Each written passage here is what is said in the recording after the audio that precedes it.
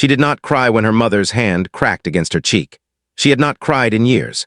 She only steadied herself against the cold stove, closed her eyes for one breath, and made a promise to herself that she would not break. Before the sun rose fully over Briarcliff, Colorado, Josephine Merrick would be gone, and she would not be coming back. If a story about a woman who found her worth on a mountain no one expected her to climb keeps you watching, stay with us until the end. Tell us in the comments where you're watching from tonight. I want to see how far this story travels. The summer of 1883 had settled over Briarcliff like a debt come due, dry and heavy and impossible to argue with. Josephine was 23 years old, and she had never once fallen asleep without listening for footsteps on the stairs. She knew her mother's walked the way other women knew scripture, not out of love, but because a person learns fast what keeps them safe. The dragging left heel, the particular creak of the fourth step, when anger walked instead of tiredness. That morning she was awake long before the footsteps started. She stood at the stove stirring a pot of oats that neither of them would enjoy, because stirring gave her hands something honest to do, and idle hands in that house were an invitation. Adeline Merrick came down at 6. She had been a handsome woman once, people in town still said so, the way folks mention a storm that passed through years back and left the fences down. Josephine had never seen proof of that beauty. She had only ever seen what the years, and something colder than years, had carved it into. "You let it burn," her mother said before she'd even crossed the kitchen. The oats were pale and smooth. Josephine looked at them and said nothing because she had learned too many times that the truth cost more in this house than silence did. The blow came anyway, an open palm against the side of her head, sharp enough to ring in her ear. She did not flinch. Flinching only ever invited the next one sooner. "No, Mama," she said quietly, setting the spoon down with great care. "I won't speak to you like that again." She meant it differently than her mother heard it. The decision had been building for years, the way water wears down stone, not in one strike but in 10,000 small ones. Sometime before dawn that morning, the last piece had given way. She only needed to get through breakfast. Briarcliff was not a cruel town by design. It was cruel the way small places often are. Through the comfort people take in someone else staying at the bottom. Josephine's father had left when she was 9, and nobody spoke of why. The kind version was that he'd gone west for work. Her own version, the one she never said aloud, was that he had chosen to survive, the same as she was choosing now, only earlier, and with less shame about who he left behind. She worked mornings at the dry goods counter in town, keeping the ledgers in her small, careful hand. It was the one thing anyone had ever praised in her. The shop owner never asked why she wore high collars in July heat, and she never told him. She had one friend in Briarcliff, if friend was the right word. Nell Ashby, wife of the telegraph man, had once pressed a small bottle of arnica salve into her palm without a single word about why it was needed. That morning, Josephine walked into the post office not for a letter, but to see if she could say out loud what she meant to do before she did it. "I'm leaving today," she told Nell, both hands flat on the counter. Nell went still, then asked where. "North into the mountains." There was a ranch. She'd seen the notice tacked outside the feed store 2 weeks back, a plain handwritten card asking for a cook and a hand for the summer. Sutter Ridge Ranch. Follow the north road 9 miles to the fork, then west toward the ridge. She had read it 3 times and never forgotten a word. Nell reached beneath the counter and slid across a folded cloth holding a few coins and a small pocket knife. Josephine tried to refuse it. "You'll pay it forward," Nell said, holding her eyes. "That's how it works. Now go before your mother comes looking." Josephine took almost nothing else. A change of clothes, a blanket roll, her grandmother's small Bible with its faded inscription inside the cover, "For Margaret with love that does not end." She left a note under the salt shaker that said only, "I have gone. Do not look for me." Then she walked out the front door into a sun already high and merciless, with 9 miles of packed dirt road ahead of her and no horse to carry her over it. She had been walking 20 minutes when she heard hooves behind her. She did not run. Running only ever invited a chase. It was not her mother. It was old Otis Fairweather from the livery, 70 if he was a day, with the deep-lined face of a man who had spent his life in honest weather. He looked at her, at the bag on her shoulder, at the fading bruise along her jaw. "North Road," he said, not a question. "Yes, sir." He chewed the inside of his cheek a moment, then said he had a mare that needed exercising and a reason to ride up past the ridge anyway. "Climb up," he said, "and stop arguing with an old man who's decided not to ask questions the answer's already plain about." She climbed up. The road rose steadily, the valley heat giving way to something thinner and cooler, pines thick and dark and smelling of resin. Somewhere in that climb her back straightened without her deciding it should. "Man up at Sutter Ridge," Otis said after a while. "Gideon Sutter, fair man, private, lost his wife and both his children to fever some years back, runs that place alone since." He glanced sideways at her. "That notice of his has gone up and come down 3 times this summer, pulled it down twice himself. I think he wants the help and can't quite believe someone decent would come for it." Josephine held that thought the rest of the ride. The ranch appeared from the ridge trail all at once, a wide green shelf of land cut by a creek, timber on 2 sides and open mountain on the 3rd. A well-built house, a barn, a kitchen garden doing better than she expected from a man alone. Otis let her off at the top of the lane and told her, not unkindly, that she had more grit than she knew before he turned his horse and rode back the way he'd come. She walked down alone. Gideon Sutter was mending the corral fence and did not hear her until she was nearly on him, because he had stopped expecting the sound of footsteps in his yard 3 years ago. When he straightened and saw her, he went very still. He was younger than she'd pictured, perhaps 35, broad through the shoulders, his face shaped by outdoor work and some private, guarded whether she couldn't yet name. He looked at her bag. He looked at her face, and something in his own expression did not change, though she felt herself being read all the same. "That notice came down 2 weeks ago," he said. "I know, I memorized it first." He studied her a long moment, not unkindly, the way a man studies ground before he decides where to build. "You walked from Briarcliff." "Most of the way. Otis Fairweather brought me the last stretch." Something close to a smile crossed his face and was gone. "That sounds like him." He looked at her again, longer this time. "What kind of work have you done?" "Cooking, keeping house, accounts, a garden. I'm strong enough for whatever you need and I don't complain." She paused. "I'm asking for board and fair wages, not charity." He turned the hammer once in his hand, considering her the way he might consider whether rolling in over the ridge, uncertain yet whether it would help the land or hurt it. "There's a room at the back of the house," he said finally. "Small, used to be for sewing. There's a bed and a window." He did not offer his hand. He did not welcome her with any speech. He simply nodded once, as if 2 reasonable people had settled something practical between them, and turned back to his fence. Josephine Merrick stood in the yard of a stranger's ranch with 47 cents, a grandmother's Bible, and a bruise going yellow at the edges, and felt something she had not felt in longer than she could remember. Not quite safety, but the plain, quiet possibility of it waiting somewhere down the lane she hadn't walked yet. She had no way of knowing that a man named Barrett Carlson, whose land bordered Sutter Ridge to the south, had already decided that a rancher alone was easy to move off good water. And that come morning, she would no longer be the only reason Gideon Sutter had something worth protecting. The first 3 days passed like a conversation held almost entirely without words. Josephine learned the kitchen by going through every cabinet in order, dried beans, cured pork, a good store of flour and cornmeal, and built meals from what she found without complaint. The first evening she set a plate of biscuits and gravy on the table and stepped out to the porch, uncertain of her place. Gideon came in from the barn 10 minutes later. She heard the scrape of his chair, then a long silence. "These are good," he called out. She came to the doorway. "Thank you." He didn't look embarrassed to have said it, and he didn't make more of it than it was. He simply ate, and she watched the evening come down over the mountain in shades of amber, and it was the most peaceful she had felt in years. By the second day she understood this was not a man who fought her for tasks. When she knelt in the kitchen garden pulling weeds, he came around the corner of the house and crouched on the other side of the row without asking, and they worked in silence until she mentioned the beans wanted water. "Creek's not far. I'll run the ditch this afternoon," he said. "I can do it." "I know you can," he tossed a weed aside. "We can both do it." She filed that away carefully. This was a man who worked alongside, not above. She saw the grief in him the way you see weather before it arrives, a particular quality to his silences, the way his eyes sometimes moved across a room as if touching things no longer there.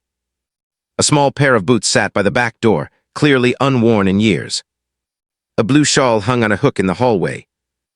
A child's drawing, a horse with 6 legs and a lopsided sun, hung framed on the kitchen wall where no one could miss it. Josephine had learned long ago not to speak directly into grief that belonged to someone else. She gave it a room.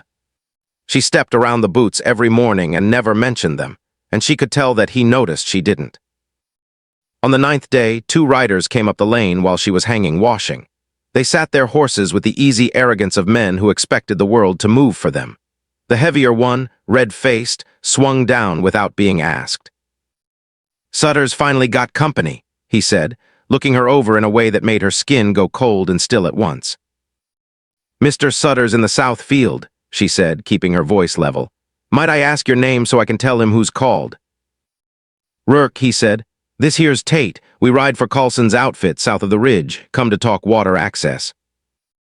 "You can wait at the fence," she said. "Mr. Sutter's particular about who comes into the yard uninvited." Something passed between the 2 men, a flicker she felt more than saw. Rourke smiled without warmth and stepped back to the fence. She found Gideon in the south field, checking the line where it edged the creek. He read her face before she said a word. "Riders," he said, not a question.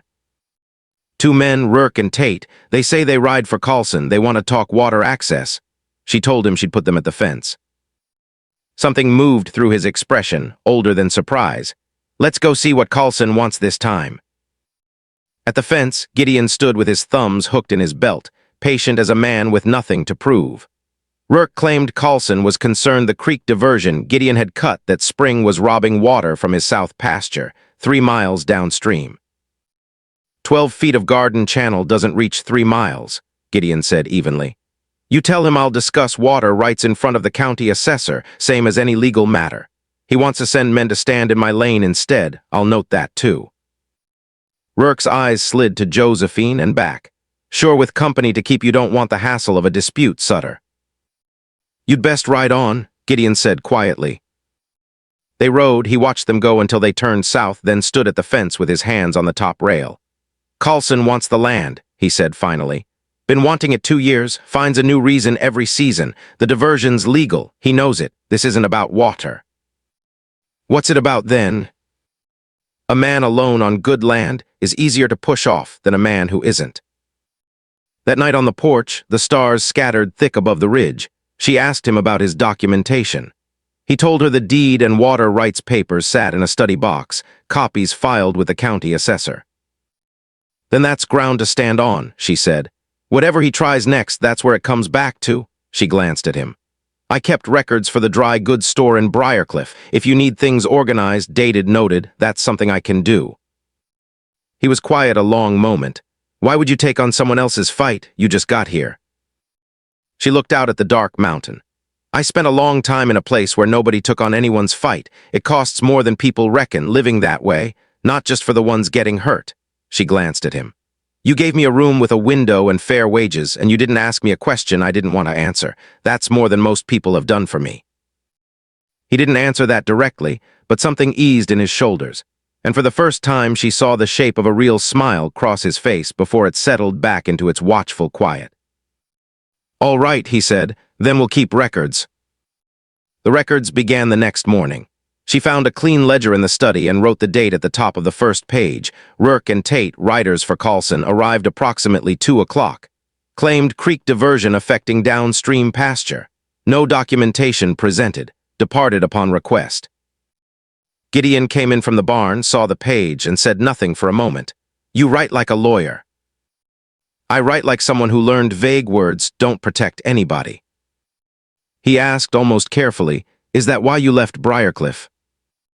She cracked 2 eggs into the pan without looking up. "I left because my mother struck me one morning, and I decided not to let it happen again." She said it the way she might describe a change in weather. "I'm not telling you this so you'll feel sorry for me. I'm telling you so you understand I'm not someone who leaves a place lightly. When I finally did it, I was sure." He was quiet long enough that she thought he wouldn't answer. Then he said, "You don't have to call me Mr. Sutter, it's Gideon." She turned the name over once before she said it aloud. "Gideon?" It fit the shape of the morning better than she expected. 4 days later, trouble arrived again, this time not on horseback, but in a buckboard, driven by a stiff, careful man in a black coat who introduced himself as Reverend Absalom Poole of the Briarcliff Church. He had heard, he said gently, that Josephine was residing at Sutter Ridge without any formal arrangement, and that certain people in town had concerns about propriety. "I was hired as ranch help, Reverend," she said. "The arrangement is formal in every way that matters." "Your mother is quite distressed," he said. There it was. Josephine looked at the polished hat in his hands and understood exactly who had sent him and why the trip had truly been worth making. "I sat in your church every Sunday of my life," she said. "In all that time, did you ever once ask how I came by a bruised face?" His mouth opened, then closed. "I'm asking sincerely," she said. "Not to make you feel poorly. I'd like to understand whether this visit is about my welfare or about something else entirely." He looked at his hat a long moment, and something in his face changed, not enough to matter that day, perhaps, but something. "No," he said quietly, "I don't believe it is." He climbed back into the buckboard without another word. When Gideon came around from the barn and asked what the man had wanted, she told him plainly. His jaw tightened. "This will get back to Carlson," he said. "He'll know the Reverend didn't manage what he came to manage. He'll try something else." "Then we'll deal with something else," Josephine said, and went back to the garden. She did not yet know that what Carlson would try next would not arrive by buckboard or by rumor, but with a match, in the dead hours of the night, close enough to the barn to take everything they had both started building. What Carlson tried next arrived 3 days later in the shape of a rumor, the kind that moves through mouths that didn't start it but were glad to carry it, gathering weight with every mile. Josephine heard it first from Ada Winslow, who ran the trading post at the North Road Junction, a sharp-eyed woman well past 60 who pulled her aside between the flour sacks with the look of someone delivering bad news rather than enjoying it. "There's a story going round," Ada said quietly, "about why you left Briarcliff so sudden. Someone saying you took money from the dry goods till for months, and the owner was fixing to go to the sheriff before you ran." Josephine went very still. "Mr. Whitfield can account for every cent in that till I kept the books myself." "I believe you," Ada said, "but it's being said and you ought to know it. Man named Rourke's been the one saying it." Josephine drove the wagon back up the mountain with a hard, clean anger settling in her chest, not the helpless kind she'd known in her mother's kitchen, but the kind that had a direction. That evening she laid it all out for Gideon the way she'd lay out figures in a ledger, clear, complete, without embellishment. "They're trying to cut the ground out from under you," he said when she finished.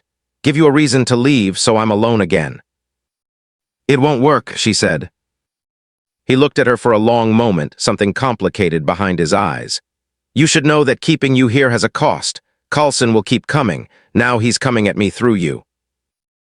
"It doesn't change anything," she said. "Gideon, it doesn't." He said her name back flatly, the way a man settles a subject for good, and went to the study, returning with an envelope. Inside was the land deed, the water rights documentation, and a letter from the county assessor confirming the diversion was within legal bounds.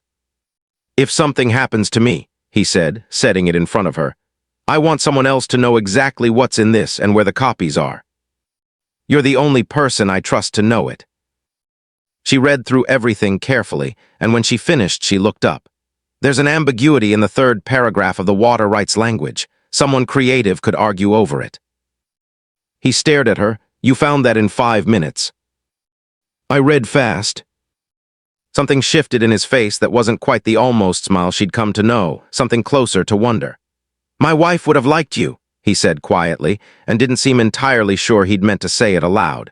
She didn't treat it as a gift requiring an answer. She simply received it and set it carefully where it belonged.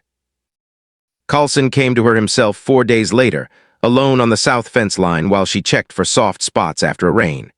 He sat his horse 20 feet off, pleasant, unhurried, a man who had never once been told no and had no intention of starting.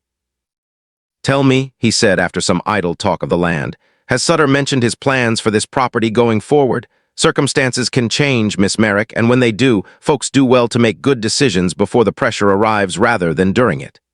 He studied her with something direct beneath the geniality. "I'm a fair man. I pay well for cooperation." Mr. Sutter manages his own land, she said. I don't doubt he does, Carlson said and tipped his hat and rode away. She told Gideon everything, word for word. His stillness afterward had a different quality than his usual quiet, something pressed down and contained. He's shifting tactics, he said. He's figured out you're not going anywhere, and he's decided you're not someone I'll discard over a lie. He crossed his arms. He's trying to buy you or scare you. He's not sure which you'll answer to. Neither, she said.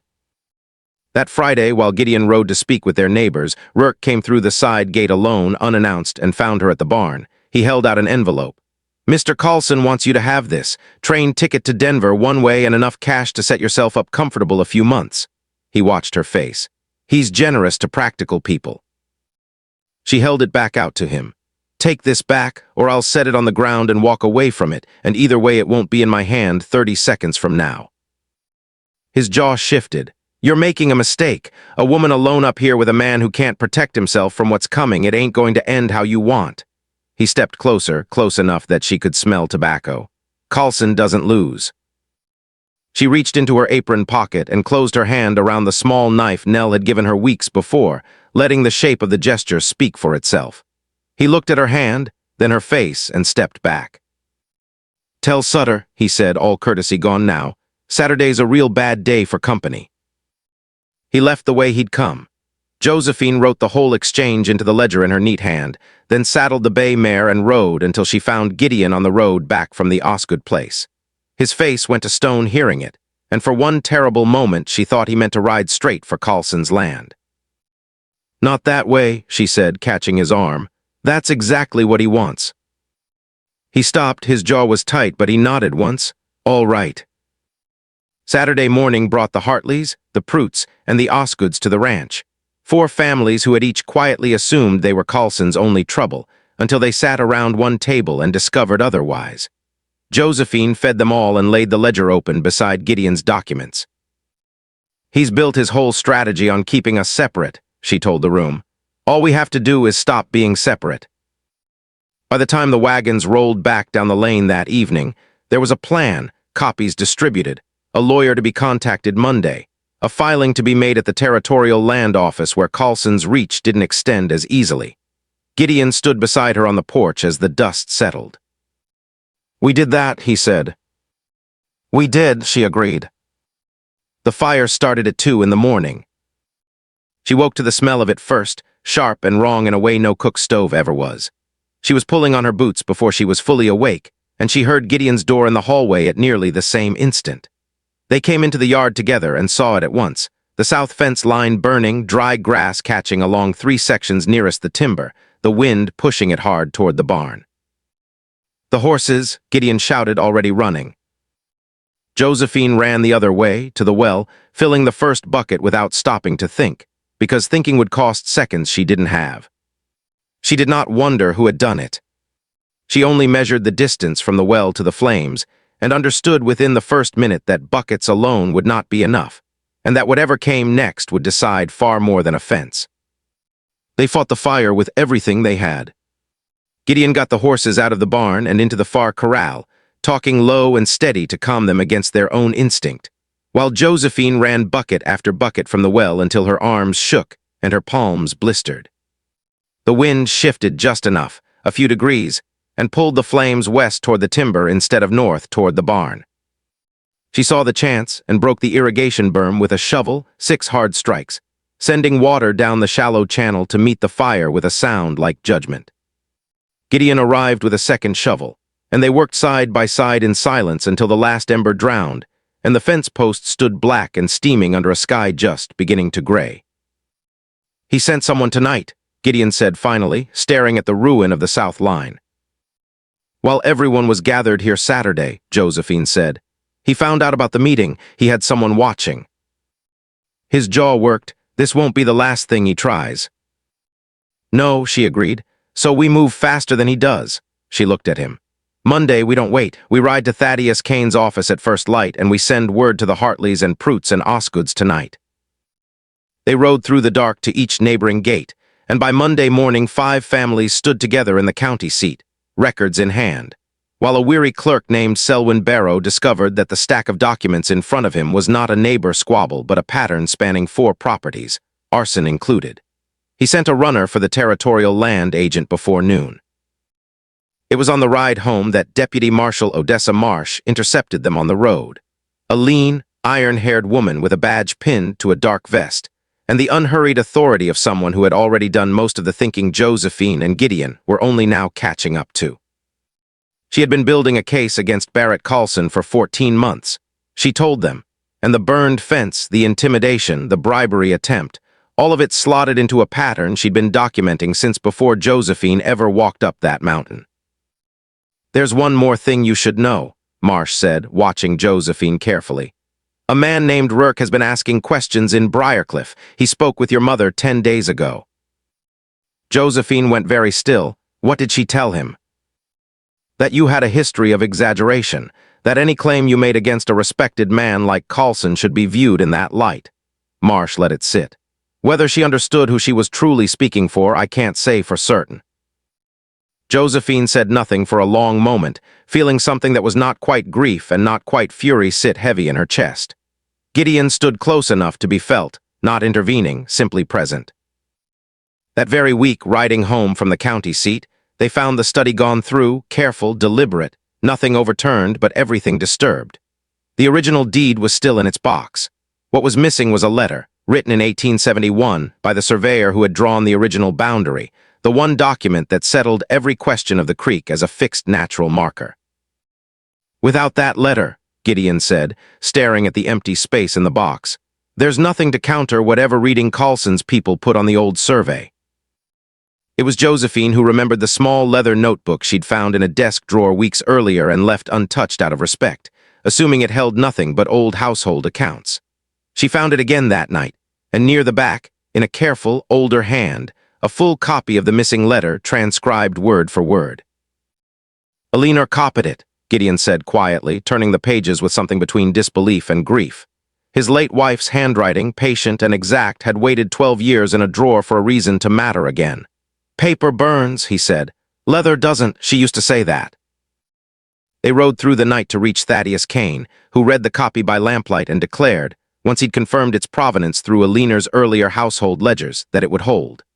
The original surveyor, a man named Josiah Lindqvist, was found alive in a boarding house 2 counties over, 71 years old and sharp as ever. His written testimony arrived within the week, confirming every detail. Carlson came to the ranch gate alone on a Tuesday morning not long after. No Rourke, no Tate, just an aging man in good clothes with his hat in his hand, and the look of someone whose winning had finally run out of road. He offered to withdraw his survey challenge and put the water rights in writing. "And the fire," Josephine said, standing beside Gideon at the gate. "That's a separate matter from Deputy Marshal Marsh's inquiry. Your offer doesn't touch that." Carlson looked at her for a long moment, something almost like respect passing behind his eyes. "You're not what I expected," he said. "People keep telling me that," she answered. He rode away and did not come back.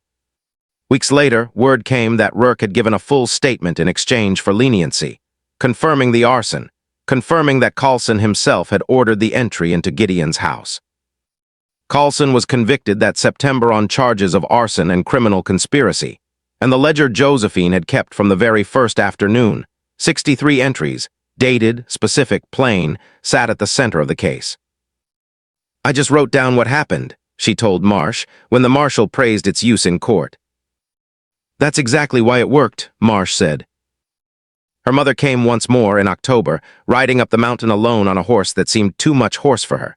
She looked smaller than Josephine remembered, worn down by something she had spent 23 years pushing outward instead of facing. She admitted, haltingly, that she hadn't known what Rourke intended to do with what she'd told him. Josephine did not soften it for her. "There's a lawyer in the county seat," she said evenly. "If you're willing to give a statement correcting what you told him, it would help Gideon, who has done nothing to deserve any of this." Her mother agreed and rode back down without another word passing between them that resembled forgiveness, only the bare beginning of something neither of them yet had a name for. That evening on the porch, with the mountain going gold and quiet around them, Gideon turned to her the way he did when he meant to say something once and mean it fully. "I want to ask you something plainly," he said. "I'd like you to stay, not as hired help, not to the end of the season. I'd like you to stay as mine and let me be yours and see what we build out of that." Josephine thought of 47 cents and a grandmother's Bible, of a blue shawl on a hook, and a notebook that had waited 12 years to matter, of a man who had never once asked her to be smaller than she was. "Ask me properly," she said, and when he took both her hands and asked again fully, she answered without hesitation. "Yes, obviously yes." They married in November, with the Hartleys and Proots and Osgoods gathered on the ranch, with Otis Fairweather crying once and denying it firmly, with Ada Winslow bringing preserves and Nell Ashby's letter arriving the week before to say she'd known it from the start. Josephine's mother did not come, but sent a letter that said little, and said it honestly, which was more than she had ever offered before. That night after the guests had gone, Josephine opened the ledger to its last entry for the Carlson matter and wrote beneath it, in the same steady hand she'd used from the very first day, "Married Gideon Sutter, still keeping records." She had walked up a mountain with nothing but a decision made with her own 2 feet. She left this story owning something no one had given her, and no one could ever take away again.